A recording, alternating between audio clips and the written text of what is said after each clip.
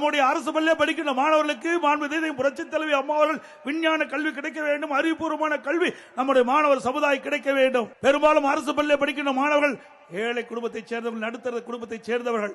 அவர்கள் 12,000 ரூபாய் செலவழித்து மடிக்கணினி வாங்க முடியாத சூழ்நிலையில் இருக்கின்ற அடித்தட்டிலே வாழ்கின்ற நம்முடைய குழந்தைகளுக்கு அறிவுபூர்வமான கல்வி கிடைக்க மடிக்கணினி திட்டத்தை கொண்டு வந்து தமிழகத்திலே 10 ஆண்டு காலத்தில் 52,35,000 மாணவ மாணவிகளுக்கு மடிக்கணினி கொடுத்து சாதனை படைத்த அரசாங்கம்.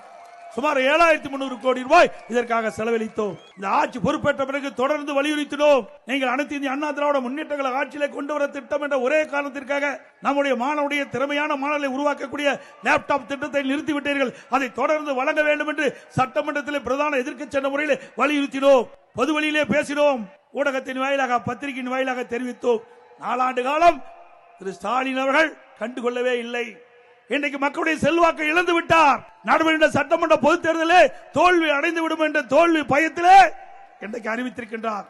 கல்லூரியில் படிக்கின்ற மாணவர்களுக்கு லேப்டாப் கொடுப்பதாக அறிவித்து இன்றைய தினம் அவர் முதற்கட்டமாக அந்த திட்டத்தை அறிவித்து கொடுத்திருக்கின்றார் மாணவர்களுக்கு. நாங்கள் அந்த திட்டத்தை அதிமுக ஆட்சியிலே கொண்டு வரப்பட்ட திட்டம், அதை நாங்கள் வரவேற்கின்றோம். திரு ஸ்டாலின் அவர்களை இப்பொழுது ஏற்றுக்கொண்டு விட்டார். அனைத்து இந்திய அண்ணா திராவிட முன்னேற்ற கழக ஆட்சியிலே கொண்டு வரப்பட்ட திட்டம் சிறப்பான திட்டம் என்று இன்றைய முதலமைச்சர் ஏற்றுக்கொண்டு இன்றைக்கு அந்த திட்டத்தை துவக்கி வைத்திருக்கின்றார். சிந்திச்சு பாருங்க, 4 ஆண்டுகளா கொடுத்திருந்தா மாணவர்கள் எவ்வளவோ பயன்பெற்றிருப்பாங்க.